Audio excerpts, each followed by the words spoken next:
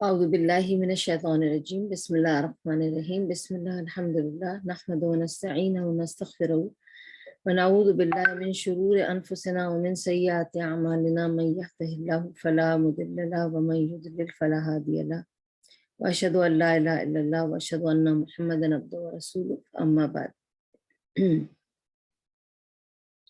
اعوذ باللہ من الشیطان الرجیم بسم اللہ الرحمن الرحیم۔ ہم کر رہے ہیں سیرت النبی اور آج ہم کریں گے سیرت النبی کا I think we are going to do 14th part of سیرت النبی۔ ہم نے 13 حصے کر لیے ہیں، آج 14واں حصہ کریں گے انشاءاللہ۔ لاسٹ ہم نے کیا تھا about سیرت النبی میں کہ just to give a quick recap کہ ہم کر رہے تھے نبی صلی اللہ علیہ وسلم کی شادی کیسے ہوئی خدیجہ رضی اللہ عنہا سے، اور اس کے بعد کعبے کے بارے میں ہم نے کیا کہ کیسے کعبہ 2 بار ڈسٹروائے ہوا تھا اور کیسے 2 بار بنا، اور اس کے بعد کیسے اس میں پتھر لگایا گیا اور اس پر کیسے وہ سب پھر یونائٹڈ ہوئے۔ نبی صلی اللہ علیہ وسلم آئے، پہلے وہی آئے تو اس کی وجہ سے ان کے ساتھ مل کر پھر سب نے کعبے میں وہ حجر اسود لگایا، سارے جتنے بھی ٹرائبس تھے، قبیلے تھے، وہ سب متحد ہو گئے۔ پھر انہوں نے کیسے چادر منگائی اور چاروں قبیلوں کو کہا چاروں کونوں کو پکڑ کے اس کو اٹھا دیں، اور پھر وہ پتھر کو اس پر لگایا گیا۔ اور اس کے بعد بھی عبداللہ ابن زبیر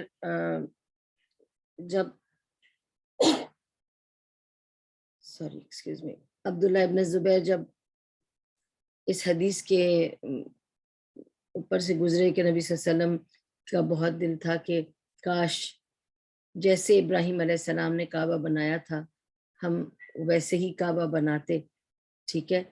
اور انہوں نے پھر اس کو کوشش کی کہ میں اس کو اس طرح سے بنانے کی کوشش کروں۔ پھر حجاج بن یوسف آیا اور اس نے ڈسٹروائے کیا۔ آپ کو پتہ ہے کہ وہ بہت ہی ظالم قسم کا آدمی تھا۔ اس نے مکہ کو فتح کیا پوری طرح سے، اور اس نے باقاعدہ جیسا چاہتا تھا اس نے تو باقاعدہ توڑا، سب کچھ کیا، ٹھیک ہے۔ اور پھر اس کے بعد یہ دوبارہ سے ریبلڈ ہوا کعبہ، اور وہ پھر سکوائر میں ریبلڈ ہو سکا اس وقت، ٹھیک ہے۔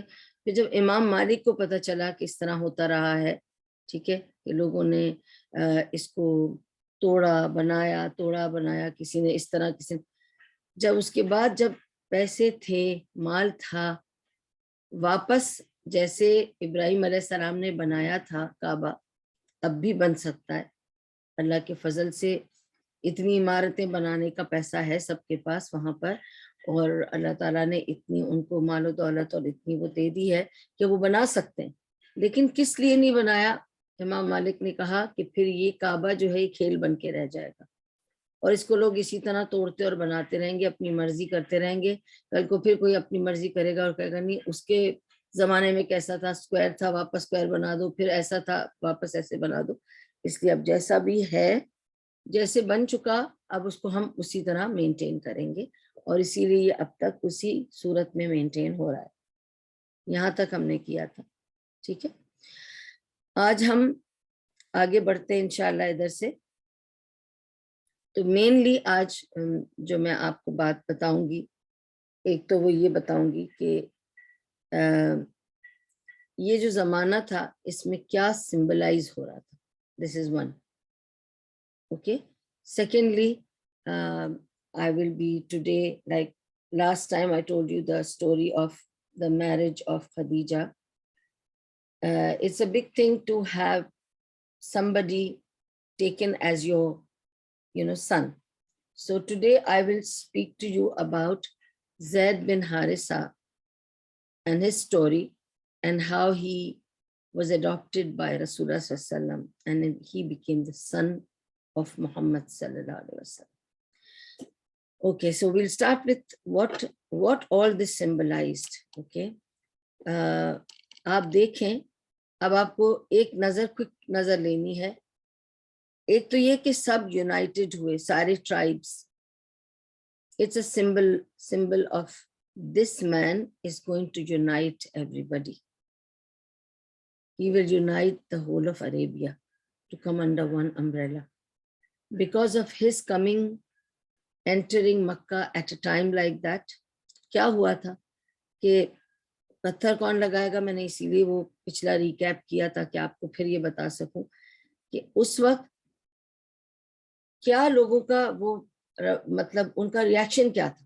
سب کا ریاکشن یہ تھا کہ او محمد صلی اللہ علیہ وسلم, بہت اچھا ہوا کہ محمد صلی اللہ علیہ وسلم آئے. ایکچولی دیکھا جائے تو محمد واز ناٹ فرام ایوری قبیلہ, he was not representing every قبیلہ, لیکن دا وے ہی واز, جس طرح کے وہ شخص تھے, جس طرح ان کا رویہ تھا سارے قبیلوں کے ساتھ. ان کو یہ پتا تھا سارے قبیلے والوں کو کہ محمد is somebody who will not do injustice. اس کو پہلے سے سب جانتے تھے, ایک سچا ہے, ایماندار ہے, اور ہر کوئی یہ جانتا تھا یہ ہمیں چاہتا ہے, وہ یہ ہماری عزت کرتا ہے. تو he is not somebody who has animosity in his heart. اس کے دل میں کوئی دشمنی نہیں ہے, اور یہ جو ہے یہ ہمارے لیے ٹھیک کر دے گا. ٹھیک ہے, اور سب یونائٹڈ ہو گئے تھے. ٹھیک ہے پھر then whatever Muhammad decides is fine with us. ٹھیک ہے. دوسری چیز یہ کہ آپ یہ دیکھیں کہ جو یہ پتھر ہے, یہ اس سارے جھگڑے میں, اور یہ جب یہ کعبے کو ڈھایا گیا تھا تو یہ پتھر بھی تو ٹوٹ گیا تھا نا. یہ پتھر اپنی اوریجنل شکل میں تھوڑی ہے. یہ پتھر حجر اسود ٹوٹ گیا تھا, ٹکڑے ہو گیا تھا, ان ٹکڑوں کو جوڑا گیا تھا. اور ابھی جو آپ دیکھ رہے ہیں حجر اسود, یہ جوڑے ہوئے ٹکڑے ہیں جو ایک جگہ لگائے ہوئے. ٹھیک ہے, حجر اسود is not one stone. Now it is broken and put together, stuck together and have been placed into the wall. ٹھیک ہے, تو اس کو دیوار میں جڑا گیا ہے ٹوٹے ہوئے ٹکڑوں کو جوڑ کر. تیسرا سمبل یہ تھا کہ تو یہ جو حجر اسود کا جوڑ کر ایک جگہ پرو دینا دیوار میں, اور پھر سارے قبیلوں کا یونائٹ ہونا, اس پر ایک پتھر پہ سارے قبیلوں کا یونائٹ ہونا محمد صلی اللہ علیہ وسلم کی وجہ سے, یہ بھی ایک سمبل تھا. ٹھیک ہے. تیسرا سمبل اس کا کیا تھا کہ آپ نوٹ کریں کہ سارے قبیلے والے خوش تھے جب ان کو یہ پتا چلا ہے کہ نبی صلی اللہ علیہ وسلم کرا رہے ہیں, مطلب he is the one who is going to do something. So سارے قبیلے والے خوش تھے اس پر. ٹھیک ہے, تو everybody will not just unite, they will also be happy about the unity. تو متفق دونوں ہو گئے. فورتھ پوائنٹ, اوکے, کہ جب انہوں نے ری بلڈ کیا کعبہ تو ابراہیم علیہ السلام کی طرز پہ کیا. ٹھیک ہے, اور in the sense کہ he wanted to do as much as how Ibrahim علیہ السلام did. ابھی نبوت نہیں آئی ہے, he is not a nabi, but you have to understand one thing. اس وقت آپ کو یہ ریئلائز کرنا ہے کعبہ بنا ہوا ہے, ابراہیم علیہ السلام کے ہاتھ سے بنا ہے. ٹھیک ہے, اور یہ سب جانتے ہیں کہ ابراہیم علیہ السلام اور ان کے بیٹے اسماعیل نے یہ کعبہ بنایا تھا. ٹھیک ہے, لیکن اتنے سال بیچ میں گزر گئے ہیں, یعنی اب جو یہ ابھی ہو رہا ہے کہ محمد صلی اللہ علیہ وسلم یہ جوڑ رہے ہیں اور کعبہ بن رہا ہے, یہ جو وقت ہے اس میں نبوت تو نہیں آئی ہے.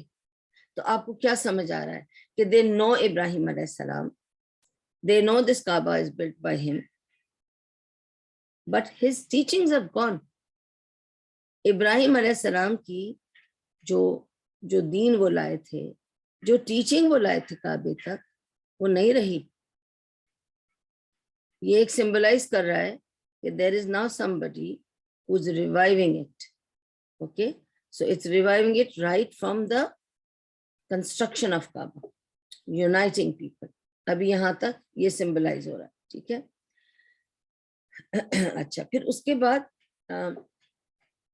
انٹرسٹنگ بات یہ ہے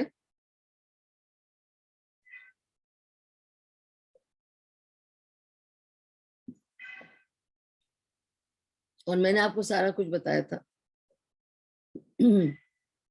کعبے کو کیسے کیسے بنایا گیا, کیسے پتھر لائے گئے, کہاں سے لائے گئے, کیسے ہوا, کیسے سب کچھ اتنے بہترین پتھروں کے ساتھ, روم کے محل کے پتھر تراشے ہوئے, اور کیسے وہ ان کا جو کاریگر تھا, جو آرکیٹیکٹ تھا, اس کو بھی ہائر کر لیا, اور پھر کس طرح سے اللہ تعالیٰ سب خود اپنے گھر کی تعمیر کراتا ہے. سبحان اللہ.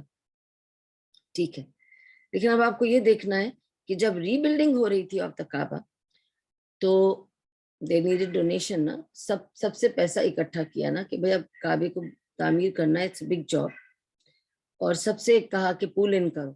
تو جب ابو جہل, اب آپ سوچیں ابو جہل جیسا آدمی تھا, لیکن of course he was one of the leaders of the Quraysh tribe.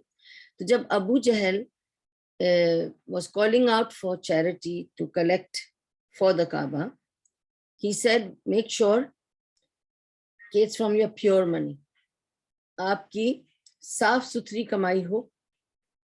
He stood there and he said he was standing at the courtyard of Makkah, Kaaba. کعبے کے احاطے میں کھڑے ہو کر اس نے اعلان کیا تھا کہ آپ لوگ جمع کرو اپنے پیسے کعبے کی تعمیر کے لیے, مگر یاد رہے کہ اس میں کوئی چیز, کوئی مال جو بھی آپ جمع کرو, ایک تو یہ کہ آپ کی صاف ستھری کمائی کا ہو, جو مال آپ جمع کرو صاف ستھری کمائی کا ہو. دوسرا اس نے کہا کہ سود کا پیسہ نہ ہو, حرام کا پیسہ نہ ہو, اور تم لوگ جو بھی پروسٹیٹیوشن سے کماتے ہو وہ پیسہ نہ ہو, جو تم اور جو بھی حرام ڈیلنگ سے کماتے ہو وہ پیسہ نہ ہو, صاف ستھری کمائی سے لانا, کیونکہ ہم اللہ کا گھر تعمیر کر رہے ہیں.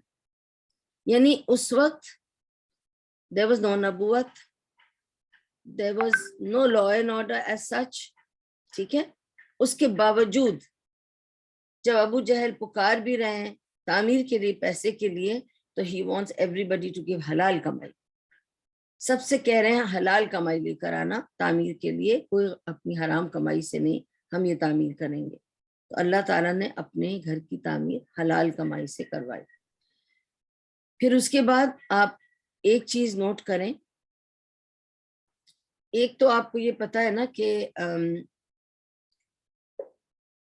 کعبے کے اندر نماز پڑھنا ایک باعث برکت بات ہے, اور جسٹ لائک ہم یہ کہتے ہیں کہ حرم میں جا کے نماز پڑھنا is not the same as کسی اور مسجد میں نماز پڑھنا. ٹھیک ہے نا.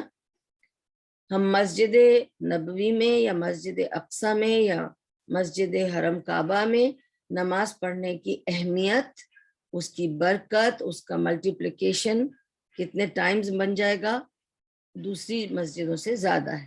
ٹھیک ہے. اگر صرف احاطوں میں پڑھنے کا یہ ہے تو کعبے کے اندر پڑھنے کا کتنا اجر اور ثواب ہوگا, کیا اس کی فضیلت ہوگی. تو پہلے کعبہ جس طرح کا بنایا تھا انہوں نے, تو اس کا دروازہ نیچے تھا, جس کو ابھی آپ دیکھتے ہیں کہ اونچا ہے, اوپر ہے. یہ دروازہ ملتزم نیچے تھا, اور یہ کھولتے تھے.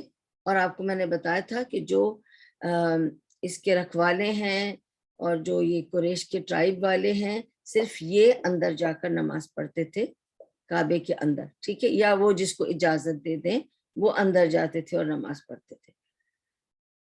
پھر اس کے بعد جب یہ دوبارہ بنا تو انہوں نے کعبے کے یہ اس کے ملتزم کا دروازہ اونچا کر دیا اور اس کو بند کر دیا, تاکہ اس میں صرف وہ لوگ جن کو جانا ہو وہ جائیں اور ہر کوئی جا نہ سکے.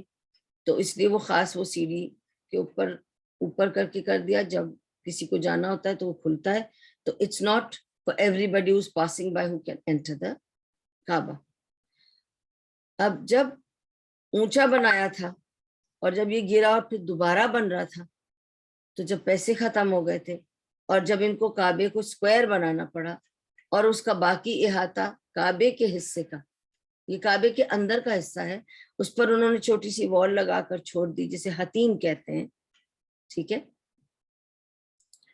اس میں بھی ایک بہت بڑی مصلحت ہے. آپ دیکھیے کہ جب کعبے کا ملتزم اوپر کر دیا دروازہ، اب ہم آپ جیسے عام لوگ تو اندر جا کے نہیں پڑھ سکتے نا، انلیس کوئی پرمیشن ہو، کوئی ہم ڈیلیگیٹس ہوں، کوئی ہم گورنمنٹ آفیشلز ہوں جن کو اسپیشل اتھارٹی اور وہ اجازت نامے مل جائیں اور وہ ہمیں اندر جا کے نماز پڑھنے دیں. اب تو ایسا نہیں ہو سکتا نا. تو یہ کھلا حتیم جو ہے، اس میں نماز پڑھنا is equal to praying inside the house of Kaaba. تو یہ ایک مصلحت تھی. سبحان اللہ کہ آج بھی it is possible to pray inside Kaaba by just sitting in the hatim and praying. Alhamdulillah. And Alhamdulillah کہ I am one of those fortunate ones who have prayed in hatim. Alhamdulillah. اب ہم آتے ہیں تو یہ ساری ایک symbolism تھا اباؤٹ نبی صلی اللہ علیہ وسلم کا. بیسکلی اللہ تعالیٰ is preparing Makkah to accept somebody, and who that somebody, he's giving importance to that somebody various ways. ٹھیک ہے. اب یہ سب سمبلائز کر رہا ہے کہ اب ابراہیم علیہ السلام کی جو نبوت انہوں نے جو پھیلائی تھی، جو علم، جو دعویٰ، وہ اب ریوائیو ہوگا. And now it's coming back. And now everybody is going to learn about it, and they are going to be united under one umbrella, and everybody will be happy about it. تو یہ سارا symbol ان سب چیزوں کا ایک سمجھو نشانیاں تھیں. ٹھیک ہے. Now we come to the story of Zaid bin Haritha. بہت انٹرسٹنگ اسٹوری ہے and that's what we will do today. اور اس کے بعد نیکسٹ ویک میں پہلے سے بتا رہی ہوں we will be another topic about سیرہ. یہ بہت امپورٹنٹ ہے تو we will go through this first.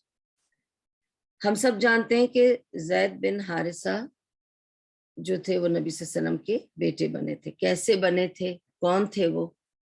ٹھیک ہے. بیسیکلی زید بن حارثہ کے جو والدین تھے، حارثہ اور ان کی وائف، وہ دونوں قحطانی ٹرائب سے تھے، یمن کے. اب میں پھر ریپیٹ کرتی رہوں گی تاکہ آپ لوگوں کو تھوڑا بہت جو میں نے پچھلی دفعہ کرایا ہے اس کا تھوڑا سا آپ کو یاد دلاؤں کہ نبی صلی اللہ علیہ وسلم، آپ کو میں نے بتایا کہ سب یمنی ٹرائب سے لوگ آ کر یہاں جڑے تھے. ٹھیک ہے نا. کچھ قحطانی تھے اور کچھ عدنانی تھے. نبی صلی اللہ علیہ وسلم عدنانی ٹرائب سے ہیں، اور آپ کو پوری ان کی ٹرائب اور ان کی اینسیسٹری ساری کچھ بتایا تھا میں نے آپ کو. نبی صلی اللہ علیہ وسلم عدنانی ٹرائب سے تھے اور یہ صاحب قحطانی ٹرائب سے تھے. ٹھیک ہے. ناؤ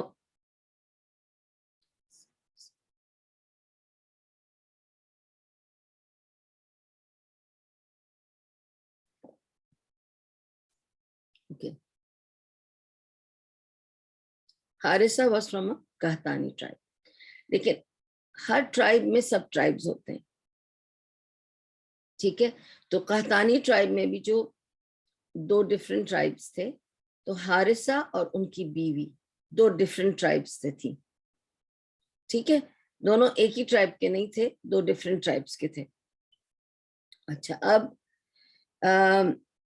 یہ لوگ جب ایک بار نکلے تھے اور اپنے قبیلے سے گزر رہے تھے، ان لوگوں میں آپس میں جھگڑا ہو گیا. کن لوگوں میں؟ ہسبینڈ اینڈ وائف کے فیملیز میں آپس میں جھگڑا ہو گیا. جب جھگڑا ہو گیا تو انہوں نے ڈیسائیڈ کیا، جو ان کی زید کی امی تھی، اس کے جو گھر والے تھے وہ بہت ناراض تھے، اور انہوں نے ڈیسائیڈ کیا ہم اس کو سبق سکھائیں گے، حارثہ کو اب ہم سبق سکھائیں گے, ہم بھی اس کو بتائیں گے ہم کون ہیں. تو انہوں نے یہ سوچا کہ رات کو جب سب سو جائیں گے ہم اس کے بیٹے کو کڈنیپ کریں گے, اس طرح سے ہم بدلہ لیں گے. کیسے لوگ تھے نا جاہلیہ میں, کہ اپنی ہی بہن بیٹی کے بچے کو کڈنیپ کرنے والے تھے. لیکن آپ کو تعجب ہوگا کہ وہ جہالت آج بھی لوگوں میں ایسی ہے کہ وہ اپنے آپ کو اپنا نام کرنے کے لیے یا اپنی شان رکھنے کے لیے کسی کا کوئی بھی نقصان کر سکتے ہیں, بیوی کے ہسبینڈ کو مار سکتے ہیں, اس کو بیوہ کر سکتے ہیں, اپنے دامادوں کو مار سکتے ہیں, اور اینڈ سو آن. تو ناؤ اب یہ انہوں نے کیا ڈیسائیڈ کیا, حارثہ کے سسرال والوں نے, کہ ہم حارثہ کو سبق سکھائیں گے. اور پھر انہوں نے کیا کیا کہ زید کو, جو اس وقت 7-8 سال کا تھا, اس کو انہوں نے رات کو کڈنیپ کیا اور کڈنیپ کر کے دور گئے. کہاں گئے؟ عکاظ کے میلے میں. ایکچولی عکاظ واز اے بازار, اٹ واز اے فیئر. اور یہ عکاظ کا بازار was a very famous fair جہاں پہ غلام بیچے جاتے تھے besides other things. ٹھیک ہے, وہ اسی طرح کی بات ہے جیسے یوسف علیہ السلام کے ساتھ ہوا تھا. عکاظ کا بازار لگتا تھا اور اس میں آپ لوگ بھی بکتے تھے, اور وہ فیئر تھا. اٹ واز لائک میلہ, ہر چیز بک رہی ہے, آپ کو ہر کونے میں ہر چیز ملتی تھی. ٹھیک ہے, اور بڑے بڑے لوگ وہاں جاتے تھے خریداری کرنے. It's like Sunday market. I mean, in a short form, I'm telling you. Something like that. Like when we have fairs, like Global Village, something like that. Okay? تو عکاظ کا بازار was like that, مگر اس میں غلام بھی بکتے تھے. تو ان لوگوں نے جا کر اس کو, زید کو 7-8 سال کا بچہ تھا, اس کو اپنی بہن کے بچے کو سمجھے, بھائی ان کے قبیلے کی بیٹی تھی نا, تو سمجھے اپنی بہن بیٹی تھی. اس کے بچے کو, صرف اس کے میاں کو سبق سکھانے کے لیے اس کے بچے کو اغوا کیا اور اس کو جا کے عکاظ کے بازار میں بیچ دیا. اچھا, جب یہ وہاں عکاظ کے بازار میں بیچ رہے تھے تو انہوں نے بیچا, اب دیکھیں یہ سب خدا کا کرنا ہوتا ہے. دیکھیں انہوں نے بیچا زید کو 400 درہم میں, اور کس کو بیچا؟ حاکم ابن حزام کو بھیجا, جو کہ خدیجہ رضی اللہ عنہا کا نیویو تھا. ٹھیک ہے, خدیجہ رضی اللہ عنہ کا جو نیویو تھا حاکم ابن حزام, اس کو خدیجہ رضی اللہ عنہ نے عکاظ میں بھیجا اور یہ کہہ کر بھیجا کہ حاکم جاؤ عکاظ کے بازار میں جا کے دیکھو کوئی اچھا ینگ چھوٹا لڑکا اگر اویلیبل ہے, غلام کے لیے بک رہا ہے, ایک خرید کے لے آؤ, مجھے گھر کے چھوٹے موٹے کاموں کے لیے ایک لڑکا چاہیے. You know, people needed ghulam to do their works. They didn't always have servants. They definitely had slaves to do their work. So instead of giving a salary that we give to our employees as servants or drivers or whatever, they would buy and invest in that ghulam. تو خرید لیا نا, وہ تو اب ان کا ہو گیا نا. They are the masters and now they can hire them to do any work. اور اس میں یہ کہ one time payment کر دی. ٹھیک ہے, اور باقی آف کورس اس غلام کی سب اپ کیپ جو ہے وہ ماسٹرز پہ ہوتی تھی کہ بھائی جو بھی اس کا ارباب ہے وہ اس کو سنبھالے گا. تو انہوں نے حاکم ابن حزام کو جب بھیجا تو وہ جب عکاظ کے بازار میں گئے اور انہوں نے دیکھا کہ زید بک رہے تھے, تو انہوں نے 400 درہم, یعنی 400 درہم اس زمانے میں بہت قیمت تھی. Okay, but he gave that much and he bought Zaid and he brought him to Khadija رضی اللہ عنہ. خدیجہ رضی اللہ عنہ was happy with him, اور ان سے وہ چھوٹے موٹے کام لیتی تھی. And that is the time, around that time when she married نبی صلی اللہ علیہ وسلم. جب ان کی نبی صلی اللہ علیہ وسلم سے شادی ہوئی تو نبی صلی اللہ علیہ وسلم کو انہوں نے زید گفٹ کر دیا اور کہا کہ یہ میرا غلام ہے, چست ہے, کام وام میں سنسیر ہے, یہ میں آپ کو دیتی ہوں, یہ اب آپ کی خدمت کرے گا, تو یہ میں آپ کی خدمت کے لیے دے دیتی ہوں. تو زید واز given to نبی صلی اللہ علیہ وسلم by Khadija radiallahu anha as a gift for looking after him for his little works, and the ghulam was given to Nabi sallallahu alaihi wasallam. ٹھیک ہے. اب ہوتا کیا تھا, اور آپ کو یہ بھی بتاؤں کہ جو عکاس کا بازار لگتا تھا نارملی حج کے سیزن میں بہت بڑا لگتا تھا, اس لیے کیونکہ حج کے سیزن میں ہر طرف سے لوگ آتے تھے, بہت سارے لوگ آتے تھے سب ملکوں سے, ادھر سے ادھر سے, سیریا سے, یمن سے, فلاں سے, ڈمکے سے, تو بڑا فیر لگاتے تھے یہ لوگ, تاکہ زیادہ لوگ ہوں گے تو زیادہ بکری ہوگی, نا ایک سیزنل چیز ہوتی ہے. ٹھیک ہے, اب یہ بھی ہو گیا. اب اس طرف کی سٹوری سنیے نا, کہ حارثہ تو چپ کر کے نہیں بیٹھے گے, ان کا بیٹا لاپتہ ہے, گم گیا ہے, ان لوگوں نے اغوا کیا ہے, کچھ کیا ہے, تو ان کو صرف یہ پتا تھا کہ ہمارا بیٹا لاپتہ ہے. They did not know what happened to the son. پریشان حارثہ نے, he did not rest in peace.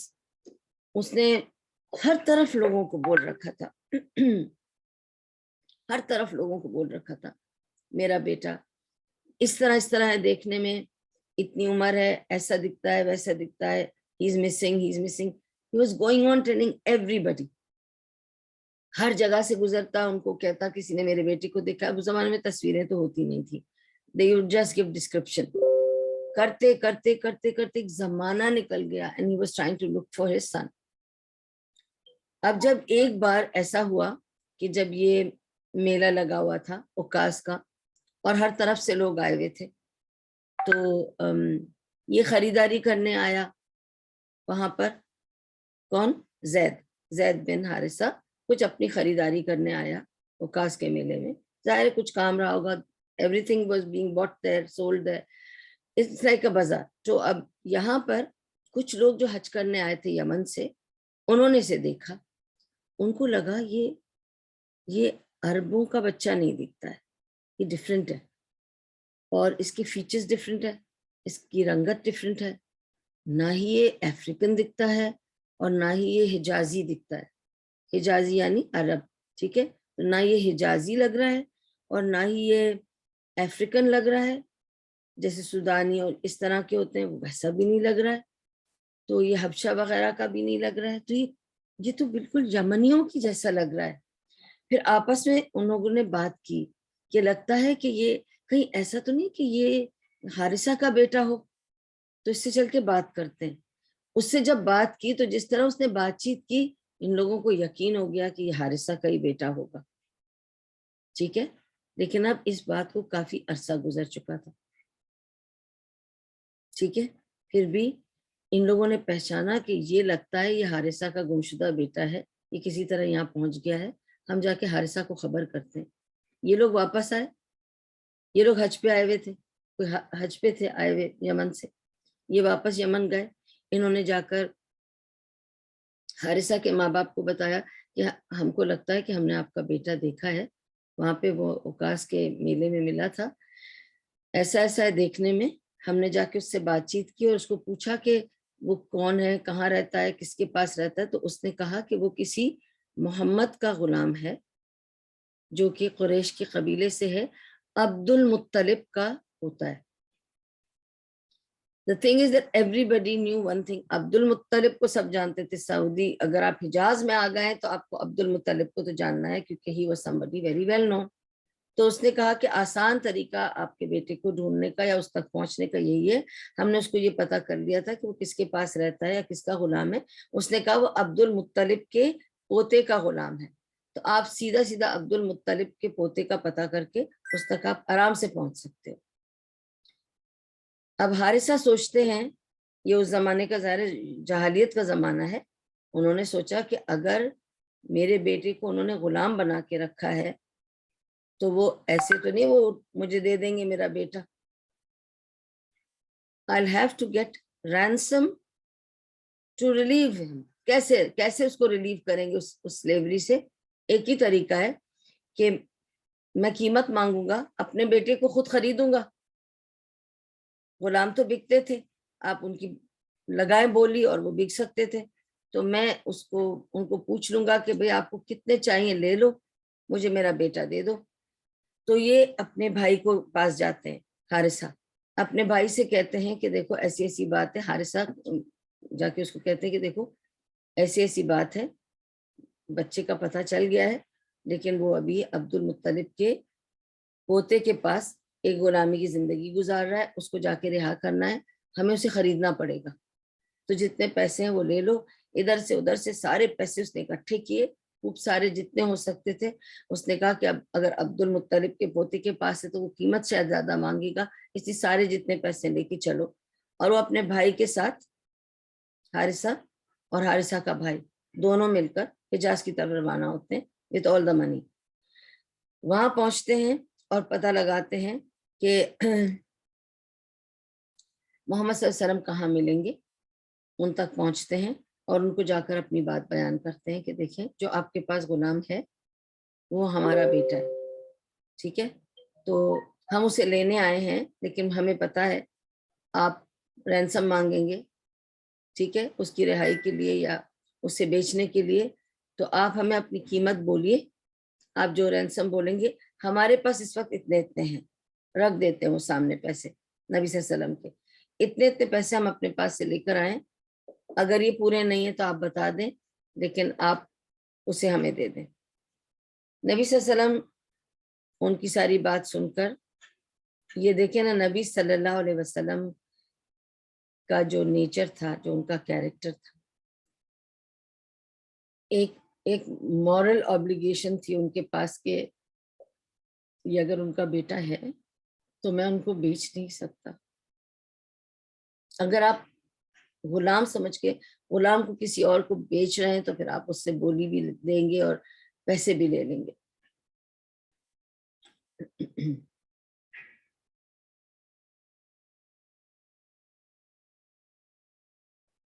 مگر آپ یہ کہتے ہیں کہ یہ باپ ہے، میں باپ کو کیسے منع کر سکتا ہوں؟ ایٹ دا سیم ٹائم ان کے دل میں اس عرصے میں زید کے لیے ایک محبت، ایک باپ والی شفقت بھی پیدا ہو چکی تھی۔ اب خاطر میں رکھیے، اپنے ذہن میں رکھیے کہ جب زید کڈنیپ ہوئے تھے، اغوا ہوئے تھے، بیچے گئے تھے، خدیجہ کے پاس 7-8 سال کے تھے۔ جب تک خدیجہ رضی اللہ عنہا نے جب ان کو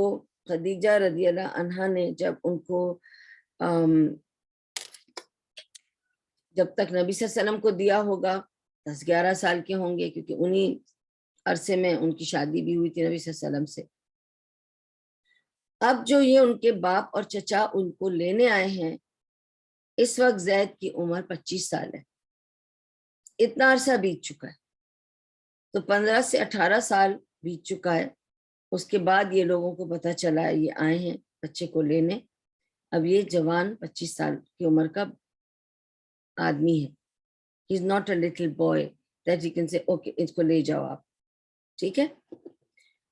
اور اس کے علاوہ یہ بھی آپ سمجھیں کہ اس عرصے میں آپ کو پتہ ہے کہ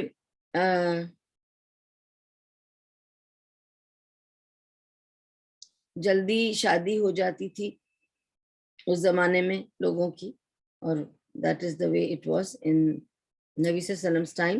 تو ناؤ جب زید ان کے شفقت میں تھے یا ان کے ہاتھ کے نیچے کام کر رہے تھے ایز اے غلام، تو آپ کو یاد ہوگا میں نے آپ کو بتایا تھا ام ایمن جو تھی وہ she was not a دائی but she was like آیا of نبی صلی اللہ علیہ وسلم، کیونکہ وہ غلام تھی ان کی امی آمنہ کی، یاد ہے آپ کو میں نے بتایا تھا۔ اب go back to the story which I told you about کہ جب آمنہ ٹریول کر رہی تھیں، محمد صلی اللہ علیہ وسلم ساتھ تھے اور ام ایمن تھی ان کے ساتھ، پھر انہوں نے ہی ان کو یہ بتایا تھا کہ اس طرح کرنا ہے، اور پھر وہ ان کو واپس لے کر آئی تھیں، یاد ہے سب کچھ آپ کو۔ تو ام ایمن جو ہیں وہ she was like a nurse or a nanny or آیا who looked after نبی صلی اللہ علیہ وسلم as a child۔ ام ایمن اس وقت اگر نبی صلی اللہ علیہ وسلم کی دیکھ بھال کرتی تھی اور وہ ان کی غلام تھی. کن کی؟ ان کی امی کی، آمنہ کی. تو وہ کتنی بڑی ہوگی، وہ بھی 15-17 سال کی ینگ لڑکی تھی. ٹھیک ہے. اور نبی صلی اللہ علیہ وسلم چھوٹے سے تھے، تو اب وہ ان کو خیال رکھتی تھی اس وقت ان کا. تو وہ ان کی عمر تقریباً زید کے مقابلے میں تقریباً she was 22 سال بڑی تھی زید سے. لیکن کیونکہ وہ بھی غلام تھی اور زید بھی غلام تھا، زید نے ان کے ساتھ شادی کی تھی. تو زید was married also and he was married to Aiman. اور ایمن زید سے کوئی تقریباً 20-25 سال بڑی تھی، لیکن زید کی ان سے شادی ہوئی تھی and he was happy with that marriage. اور اس شادی سے ان کو بیٹا ہوا تھا اسامہ، the famous صحابی اسامہ ابن زید. I'll come back to Osama later. Let's go back to Zaid first and see how now we are going to reconcile this matter. کہ ابھی باپ اور چچا آ گئے ہیں اور زید کو لینے آ گئے ہیں، اور یہاں زید جوان ہو گئے ہیں، 25 سال کے ہیں، ان کی شادی بھی ہو گئی ہے. اب یہ آ کے کہہ رہے ہیں کہ زید جو ہے وہ ان کے ساتھ جائے گا. وہ لینے آئے تو نبی صلی اللہ علیہ وسلم نے فرمایا کہ ٹھیک ہے، میں اس کو اس طرح ریکنسائل کرتا ہوں، میں زید کو بلاتا ہوں اور میں اس پر چھوڑتا ہوں. اگر وہ آپ کے ساتھ جانا چاہے گا تو میں اس کو روکوں گا نہیں، لیکن اگر وہ میرے پاس رکنا چاہے گا تو میں زبردستی اس کو بھیجوں گا نہیں. پھر چاہے آپ رینسم کی بات کریں یا کچھ بھی، اس کی مرضی پہ بات ہوگی. تو میں اس کو بلاتا ہوں اور اس کو پوچھتا ہوں کہ وہ کیا چاہتا ہے. تو نبی صلی اللہ علیہ وسلم زید کو بلواتے ہیں. زید کو بلا کے کہتے ہیں کہ زید کیا تم انہیں پہچانتے ہو؟ یہ کہتے ہیں کہ یہ تمہارا باپ ہے اور یہ تمہارا چچا ہے، کیا تم انہیں پہچانتے ہو؟ اب زید اتنے بھی چھوٹے نہیں تھے کہ وہ نہیں پہچان سکتے، کیونکہ آپ دیکھیں بڑے لوگ جو ہیں وہ زیادہ نہیں بدلتے 10-15 سالوں میں. بچے جوان ہو جاتے ہیں وہ بدل جاتے ہیں، لیکن بڑے ویسے ہی رہتے ہیں تقریباً. تو وہ انہیں پہچانتا ہے اور وہ کہتا ہے میں نے پہچان لیا، یہ ہے میرا باپ اور یہ ہے میرا چچا. اوکے. اب نبی صلی اللہ علیہ وسلم اس کو کہتے ہیں کہ دیکھو یہ تمہیں لینے آئے ہیں. اب بات یہ ہے کہ یہاں تم غلام ہو اور یہاں تمہارے باپ اور چچا تمہارے پاس کھڑے ہیں تمہیں لے جانے کے لیے، پر تمہاری چوائس ہے، تم کیا چاہتے ہو. تم اگر ان کے ساتھ جانا چاہتے ہو تو مجھے کچھ نہیں چاہیے، میں رینسم بھی نہیں دوں گا، تمہیں جانے دوں گا. لیکن اگر تم مجھے چنتے ہو اور میرے پاس رکنا چاہتے ہو تو میں تمہیں اپنے پاس رکھوں گا، تمہیں کسی کو لے جانے نہیں دوں گا. تم کیا چاہتے ہو؟ تمہیں مجھ میں اور ان کے بیچ میں آج چوائس کرنی ہوگی، یا ان کے ساتھ چلے جاؤ یا میرے ساتھ رہ جاؤ. زید کہتا ہے کہ میں آپ کے ساتھ رہنا چاہتا ہوں. تو اس کا باپ اٹھ کر آتا ہے اس کے قریب اور ناراضگی کے ساتھ کہتا ہے کہ زید تم کیا کر رہے ہو، کون سا فیصلہ لے رہے ہو؟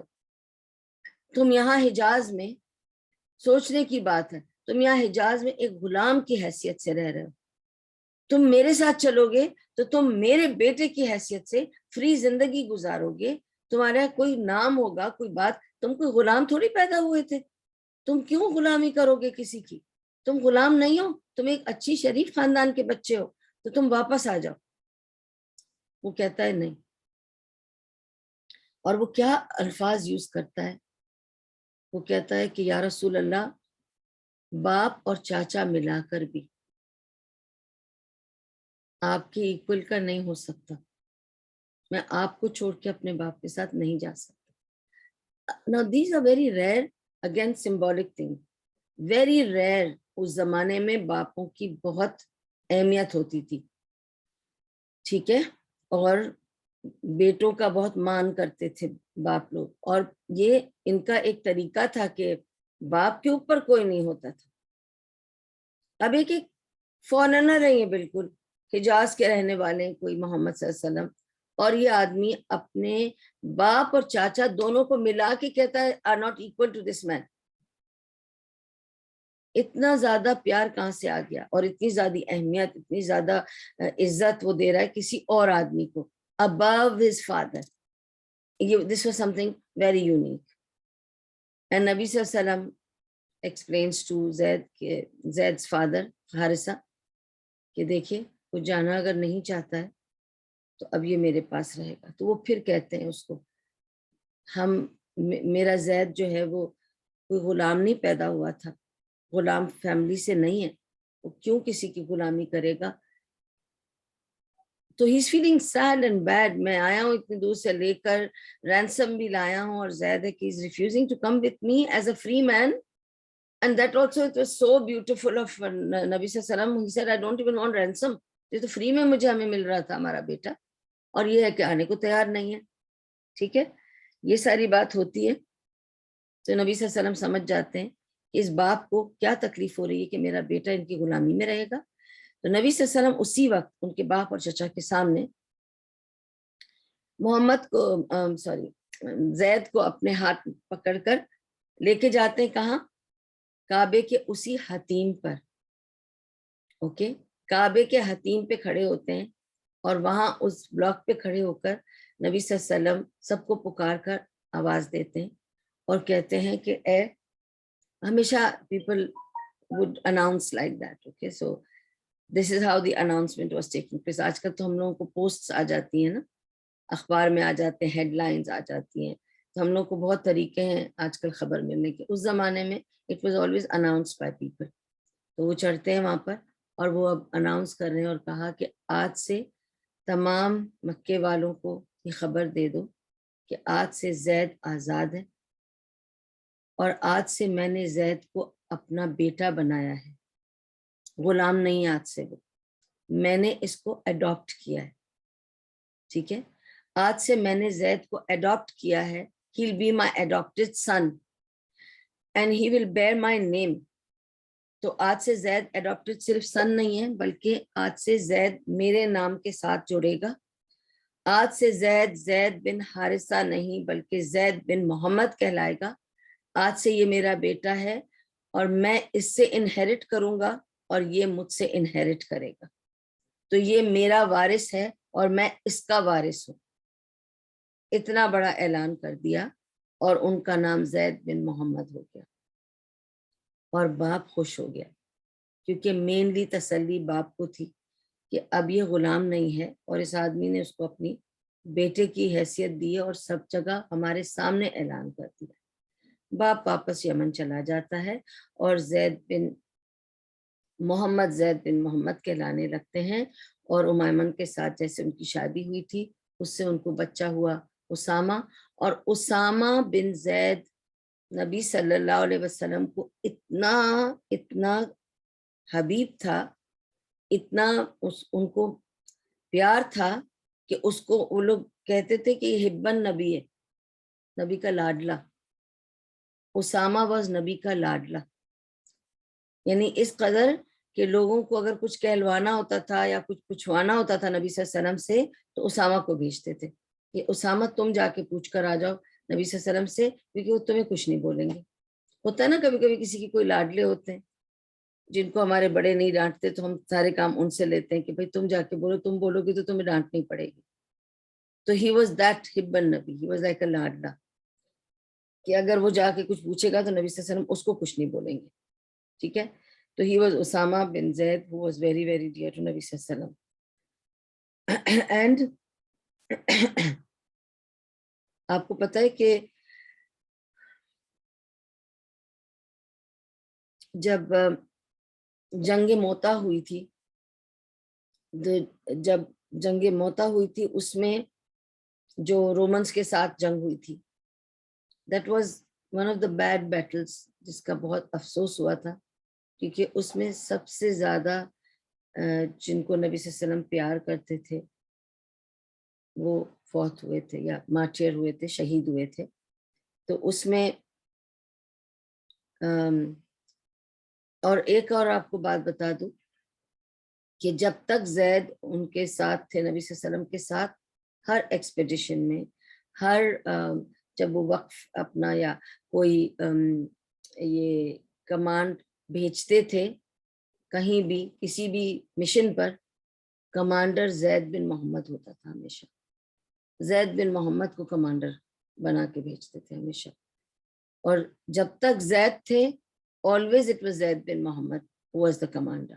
ٹھیک ہے, and then it was so that جب جنگ موتا ہوئی اس میں رومنس کے ساتھ جو جنگ ہوئی تھی اس میں زید کمانڈر تھے, ٹھیک ہے, اور جعفر رضی اللہ عنہ بھی تھے اس میں, اور عبداللہ بن رواحہ بھی تھے, ٹھیک ہے.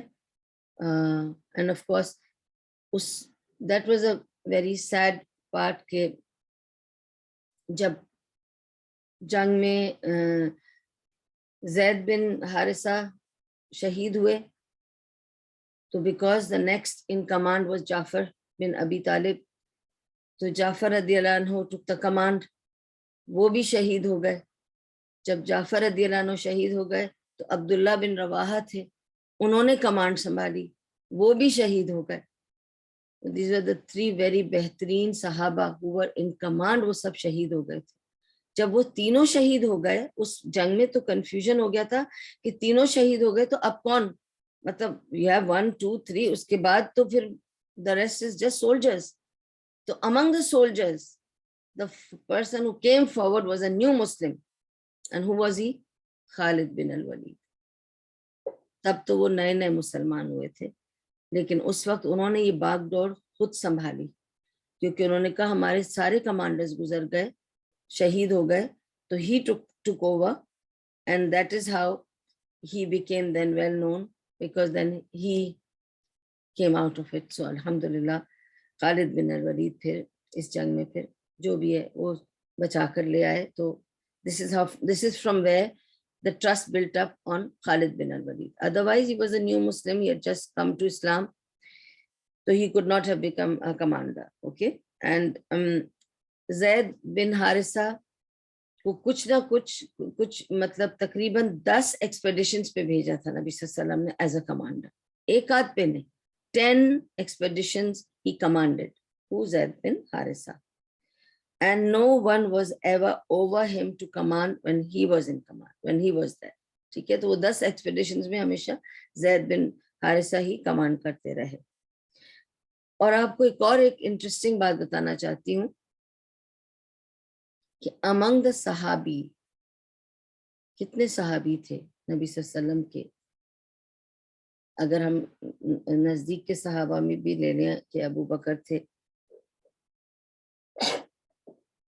ابو بکر, علی رضی اللہ عنہ, یا عمر رضی اللہ عنہ,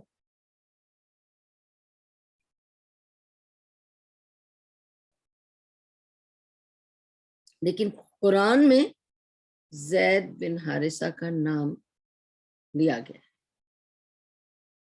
قرآن میں, پورے قرآن میں صرف ایک ہی صحابی کا نام لیا گیا ہے, and that is Zaid bin Haritha. and زید بن محمد, ان کا نام مشہور تھا اتنے سالوں تک. آپ سوچیں کہ 5 ہجری, that means throughout Mecca, after crossing into مدینہ میں بھی 5 سال گزر گئے. مدینے والوں کو بھی سب کو یہی پتا تھا کہ یہ زید بن محمد ہی ہیں. عبداللہ ابن عمر بتاتے ہیں نا, وہ کہتے ہیں کہ میں تو بڑا ہوا یہی جان کر کہ زید بن محمد نبی صلی اللہ علیہ وسلم کے بیٹے ہیں. تو مجھے بہت تعجب ہوا جب سورہ احزاب کی آیت آئی 5ویں ہجری میں, اور تب نبی صلی اللہ علیہ وسلم نے آ کے اعلان کیا کہ آج سے زید بن محمد نہیں, زید بن حارثہ کہلائیں گے, کیونکہ اس میں سورہ احزاب کی 5ویں آیت میں حکم آ گیا کہ ہر ایک کو اپنے باپ کے نام کے ساتھ ہی صرف جانا جائے گا, کوئی اپنے باپ کا نام نہیں ہٹا سکتا. تو چاہے اڈاپٹڈ بچہ ہو, چاہے آپ کی شادی ہوئی ہو, چاہے آپ کسی کے گھر غلام بن گئے ہو یا رہنے چلے گئے ہو, یا ان کی جو بھی ہے بیوی بن گئے ہو, یا کچھ بھی, آپ کا نام آپ کے باپ کے نام کے ساتھ ہونا چاہیے. دس از اے حکم ان قرآن, ان سورہ احزاب آیت نمبر 5, چیک کر سکتے ہیں آپ لوگ. اور ناموں پر میں بہت سارے درس دے چکی ہوں کہ کسی کو حق نہیں ہے اپنے نام کے ساتھ اپنے باپ کے نام کو ہٹانے کا. Everybody must be born, brought up, اپنے نام کے ساتھ اپنے باپ کا نام رکھیں. اور مرنے کے بعد بھی اپنے باپ کے نام سے آپ اٹھائے جائیں گے. تو جو لوگ اپنی زندگی میں کسی اور کے نام کے ساتھ رہ گئے ان کے اوپر ایک گناہ کا لیبل جیسے لگ جائے گا, ایک پلیکارڈ بتایا جائے گا کہ اس نے اللہ تعالیٰ نے جو اس کو دی تھی نسل اور جس طرح سے اس کو دیا تھا اس کا اینسیسٹری, اس نے چھوڑ دی تھی, اللہ کے حکم کو ٹالا تھا اور اپنے باپ کا نام ہٹا دیا تھا. ٹھیک ہے, تو اسپیشلی میں بتانا چاہ رہی ہوں کہ جو خواتین شادی کے بعد اپنے ہسبینڈز کا نام اپنے نام کے ساتھ جوڑ لیتی ہیں اور باپ کا نام ہٹا دیتی ہیں, دیٹ از رانگ. اور جو لوگ یہ کرنا چاہ رہے ہیں کہ باپ کا نام بھی رکھ رہے ہیں ہسبینڈ کا نام بھی رکھ رہے ہیں, that's also wrong. You are just suppose to keep your name with your husband father's name. ٹھیک ہے, you will be called as wife of so and so. His name should not be part of your name. اور اس کی سب سے بڑی اگر کسی کے ذہن میں ایسے سوالات آ رہے ہیں تو سب سے بڑی بات مجھے بار بار یہی بتانا ہے کہ نبی صلی اللہ علیہ وسلم کی بیویاں سب سے زیادہ خوش نصیب بیویاں تھیں جو پراؤڈ ہو سکتی تھی کہ ہم کس کی بیویاں ہیں. none of them was Mrs Muhammad. ٹھیک ہے, سب کا اپنا نام تھا, اپنے نام سے جی, آج تک ہم انہیں ان کے نام سے جانتے ہیں. خدیجہ ابن خویلد, زینب بنت جہش, عائشہ بنت ابو بکر, جو بھی حفصہ بنت عمر, جو بھی اپنے اپنے ناموں سے پہچانی جاتی ہے. nobody is محمد صلی اللہ علیہ وسلم کا نام ان کے نام کے ساتھ نہیں آتا. تو ہم اپنے ناموں کو بدل نہیں سکتے. اور جب یہ حکم آ گیا تو زید بن محمد کا نام بیک ٹو زید بن حارثہ ہو گیا, جس پہ آف کورس زید روئے بھی تھے, افسوس بھی کیا تھا. تو نبی صلی اللہ علیہ وسلم نے فرمایا میری محبت تمہارے لیے کم نہیں ہوگی, you will always be my son. ٹھیک ہے, سو زید کا نام is the only صحابی جس کا نام قرآن میں مینشنڈ ہے. اور جب عبداللہ بن جب عمر رضی اللہ عنہ خلیفہ تھے تو انہوں نے ہائر کیا تھا اپنے بیٹے کو بھی, ڈیوٹی دی تھی گورنمنٹ میں عبداللہ بن عمر کو جو ان کا بیٹا تھا عبداللہ, اور اسامہ بن زید کو بھی کچھ ڈیوٹی دی تھی جو کہ ایکول تھی دونوں کی ڈیوٹی. ٹھیک ہے, دونوں کی ایکول ڈیوٹی تھی لیکن اسامہ کو وہ سیلری زیادہ دیتے تھے. تو ایک بار عبداللہ بن عمر نے جا کے عمر رضی اللہ عنہ سے پوچھا تھا کہ یہ ایسا کیوں ہے کہ ہم دونوں کا کام ایک جتنا ہے اور ایک جیسا ہے اور ہم دونوں ایک جیسا کام کرتے ہیں تو آپ اس کو تنخواہ زیادہ کیوں دیتے ہیں. تو پھر اس پر سے عمر رضی اللہ عنہ نے اس کو جواب دیا تھا کہ تم نہیں جانتے کہ اسامہ وہ بندہ ہے جو میرے نبی کو بہت عزیز تھا اور اس کا باپ ان کو بہت, یہ اس باپ کا بیٹا ہے جو نبی صلی اللہ علیہ وسلم کو بہت عزیز تھا اور یہ خود نبی صلی اللہ علیہ وسلم کو بہت عزیز تھا, جس اس بیسس پہ میں اس کو زیادہ دیتا ہوں. This was the way کہ he somebody so beloved to نبی صلی اللہ علیہ وسلم and that's why he used to be paid a little more. So basically all this was happening as the stage was being set. اللہ تعالیٰ تیاری کر رہا ہے مکے میں, یہ مکے میں تیاری ہو رہی تھی of bringing the نبوہ. Before نبوہ all this stage was being set. تو یہ سب symbolic چیزیں ہو رہی تھیں. اور اب یہاں تک ہم آج کریں گے. Next week inshallah we are going to do the story of وحی and revelations, کیسے سٹارٹ ہوئی اور اس کا کیا سلسلہ تھا, کیسے سب کچھ ہوا. انشاءاللہ وحی کے بارے میں ہم کریں گے سیرت میں, and that would be inshallah next week. تو آخر دعواہم ان الحمدللہ رب العالمین.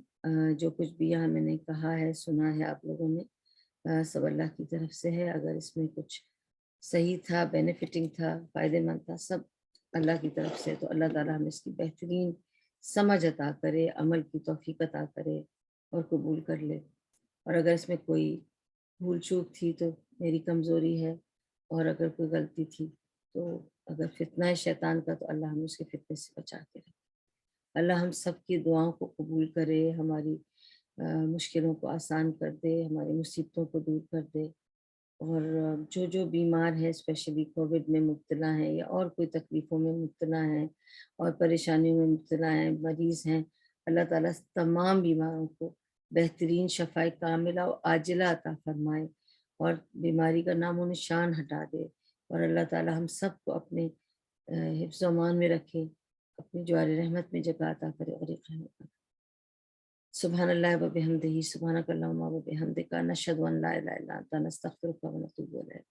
ربنا تقبل منا انك انت السميع العليم وتب علينا انك انت التواب الرحيم برحمتك يا ارحم الراحمين، برحمتك يا ارحم الراحمين، برحمتك يا ارحم الراحمين، وصلى الله تعالى على خير خلقه محمد وعلى اله وصحبه اجمعين وبارك وسلم عليه۔